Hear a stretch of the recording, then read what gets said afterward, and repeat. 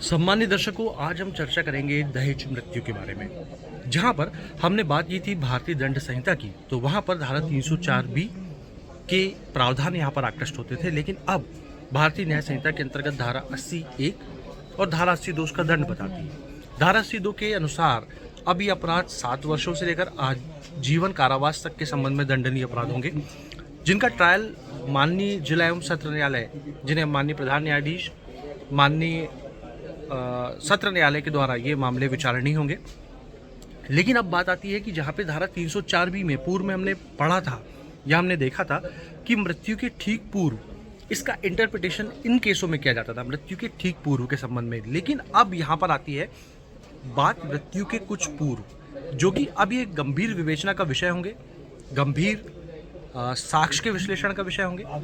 लेकिन आज के समय में देखा जाए तो दहेज एक बहुत बड़ी कुप्रथा का नाम है, और दहेज हत्या की बलि जो भी बेटी चढ़ती है वो वास्तव में एक सामाजिक त्रासदी है। लेकिन जब ये मामले पुलिस के पास विवेचना में आते हैं तो लेकिन सबसे पहले बात उठती है कि दहेज मृत्यु कब कहलाएगी। तो दहेज मृत्यु तब कहलाएगी जब कोई नवविवाहिता महिला जिसकी शादी होती है और वो 7 वर्ष के पूर्व किसी ऐसी दशा में उसकी मृत्यु हो जाती है जो कि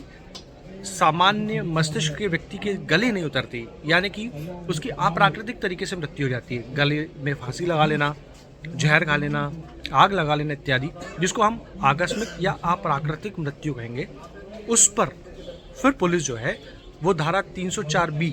यानी कि अब वर्तमान में धारा 80(1) और 82 में इसका दंड है, उसके संबंध में अपराध की विवेचना आरंभ करेगी। मृतिका के परिजनों के बयान होंगे। लेकिन जहाँ पर पूर्व में हम बात करते थे धारा 304 बी की, तो वहाँ पे मृत्यु के ठीक पूर्व इस बात में एडवोकेट जो थे, वकील साहब थे, जो प्रतिरक्षा की तरफ से उपस्थित होते थे माननीय न्यायालय के समक्ष, वो मृत्यु के ठीक पूर्व शब्द की बात करते थे। लेकिन अब यहाँ पे मृत्यु के कुछ पूर्व की बात कर ली गई है, तो यहाँ पे बहुत बड़ा अंतर आ गया है। हम बोलते थे कि भाई दहेज प्रताड़ना का विषय जो है वो केवल अभी आसन्न नहीं था, लेकिन अब जो है वो वाली बात आती है कि अब ठीक पूर्व मतलब मृत्यु के ठीक पूर्व और मृत्यु के कुछ पूर्व, यहाँ पर इन दोनों शब्दों के बीच में जो भेद है वो इतनी बड़ी मानसिक दूरी का है कि यहाँ पे आपको माननीय न्यायालय को समाधानप्रद कारण देना पड़ेगा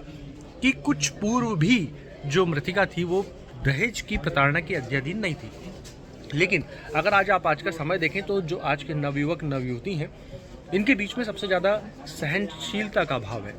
ये छोटी छोटी बातों पर गुस्सा होना, लड़ना भिड़ना, इसके चलते भी देखा जाए तो ये बहुत सारी त्रासदियाँ जन्म लेती हैं, जहाँ पर पुरुष अपनी पत्नी की भावनाओं को समझने में असक्षम होता है, वहीं पर एक पत्नी भी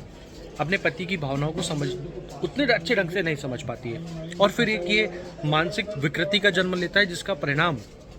सामाजिक तौर पर ये सामने आता है कि व्यक्ति अपनी लीला, अपनी जीवन लीला समाप्त कर लेता है। लेकिन इस जीवन लीला को समाप्त कर लेने के बाद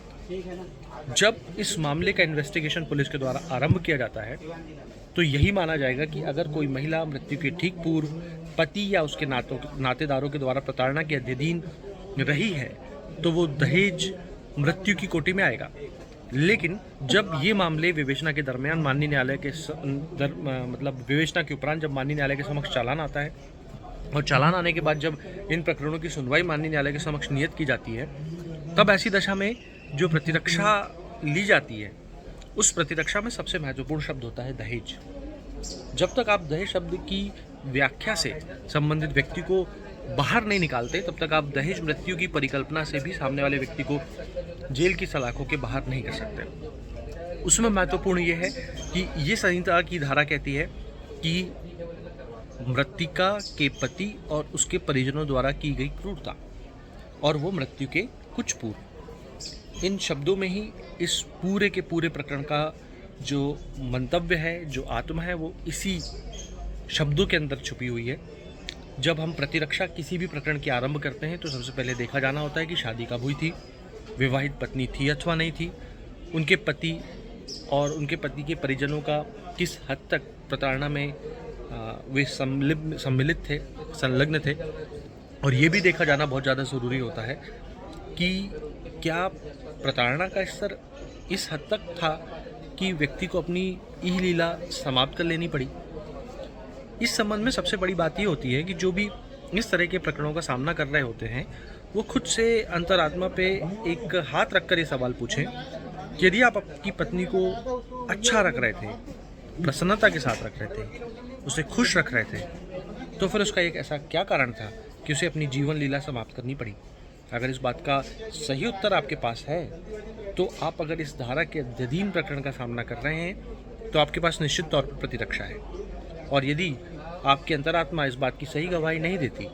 तो निश्चित तौर पर आप सही जगह हैं। आशा है कि आपको मेरा ये डिटेल वीडियो पसंद आया होगा। मैंने कोशिश की है कि कम शब्दों में आपको ये सारी की सारी बातें समझा सकूं। अगर आपको ऐसे ही मेरे वीडियो पसंद है तो कृपया कर बहुत ज़्यादा लाइक करिए, कमेंट कीजिए, ताकि मैं आपको एक